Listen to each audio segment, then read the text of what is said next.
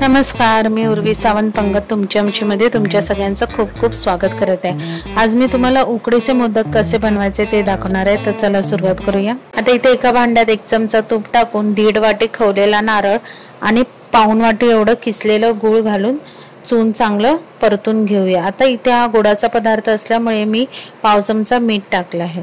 आता गूळ वितळेपर्यंत आणि खोबरं शिजेपर्यंत आपल्याला चून चांगलं शिजवून घ्यायचं आहे। आता त्यामध्ये 1 टेबलस्पून एवढी जायफळ वेलचीची पूड, 1.5 टीस्पून काजू पावडर आणि 1 चमचा एवढा चारोळी घातली आहे।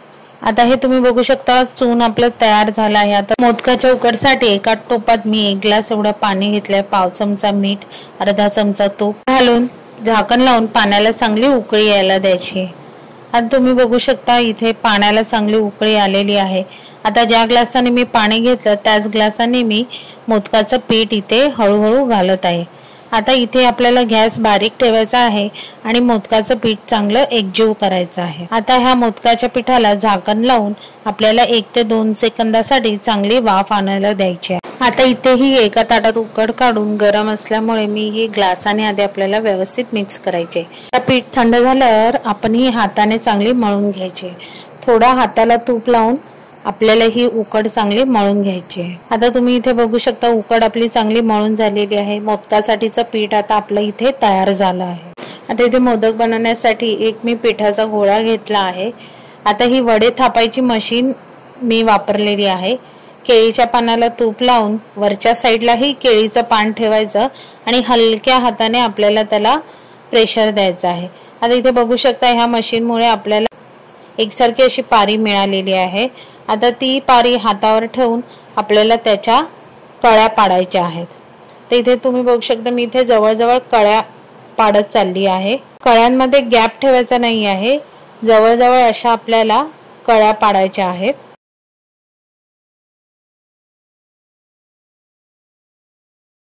आता त्यामध्ये 1 चमचा एवढा आपल्याला चून घालायचा आहे। चून घालून आपल्याला मोदक व्यवस्थित बंद करायचा आहे। आता बंद करण्यासाठी इथे मी सगळ्या बाजूने मोदक आपल्याला हळूहळू जवळ करायचा आहे आणि त्याचं जे टोक असतं ते चांगलं घट्ट बंद करायचं। आता बघा अशा प्रकारे हा मोदक तयार झालेला आहे।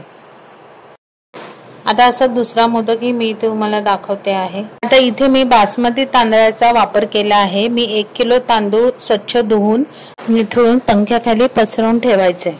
हे तांदूळ आपल्याला उन्हात बिलकुल सुकवायचे नाहीयेत। पंख्याखाली चांगले सुकले की आपल्याला घरघंटीवरून हे दळून आणायचे आहे।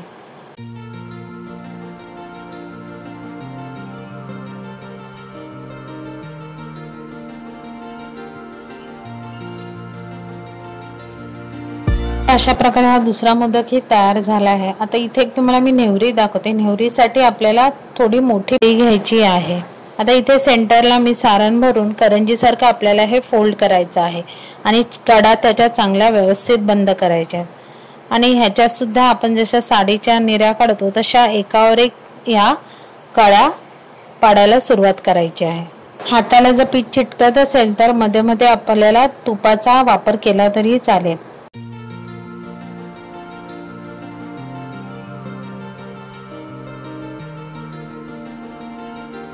वाफवण्यासाठी मी पाण्याला इथे चांगली उकळी काढली आहे आणि चाळणीवर हळदीची पानं ठेवून त्याच्यावर तयार केलेले मोदक 10 मिनिटांसाठी आपल्याला वाफवण्यासाठी ठेवायचे आहेत। आता मोदक इथे पूर्णपणे थंड होऊन मी प्लेटवर इथे काढून ठेवलेले आहेत आणि वर चमचाभर तूप सोडलेलं आहे। आता इथे तुम्हाला मी एक मोदक तोडून दाखवते।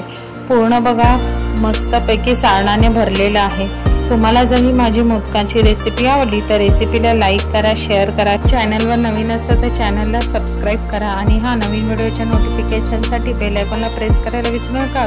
मस्त राहा।